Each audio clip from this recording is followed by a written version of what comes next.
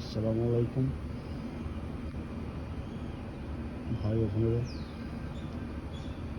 বাংলাদেশে যে অবস্থা এখন চলছে ওটাকে একজন বাংলাদেশ হিসাবে কোনোভাবেই আমরা মেনে নিতে পারি না।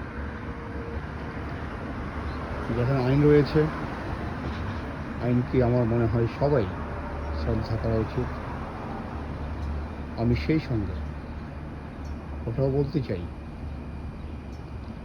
বর্তমান সরকার, মাননীয় প্রধানমন্ত্রী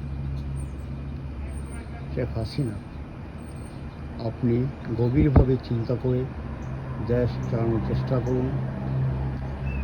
দেশকে আপনি যে নৈরাজ্যের দিকে ছেড়ে দিচ্ছেন ওটা আপনার জন্য, আপনার দলের জন্য, সমষ্টিগতভাবে সবার জন্য ওটা ভালো কিছু বয়ে আনবে বলে আমি অন্ততপক্ষে ব্যক্তিগতভাবে বিশ্বাস করি না। আপনারা যে 30% করে রেখেছেন গভর্নমেন্ট জবের জন্যে, ওটা আসলেই যুক্তিযুক্ত হয়েছে কিনা গভীরভাবে আপনার মন্ত্রীদেরকে নিয়ে, আপনার ক্যাবিনেটকে নিয়ে ডিসকাস করুন। ডিসকাস করে ডিসিশনে পৌঁছান। দেশকে এভাবে বিপদের দিকে ঠেলে দেবেন না। ওটা আপনার জন্য সুখকর হবে না, আপনার গভর্নমেন্ট সুখকর হবে না, আমাদের দেশের সুখকর হবে না। যেখানে 60-70%, 70 people already been killed by the police department and others supported by government, ওটা আসলেই অ্যাকসেপ্টেবল নয়। আমরা বিদেশে থাকি, বিদেশে আমরা অনেক পরিশ্রম করি, আমরা দেশটাকে সুন্দর দেখতে চাই, আমরা দেশটাকে ভালো দেখতে চাই। আসুন আমরা সবাই বসে আলোচনার মাধ্যমে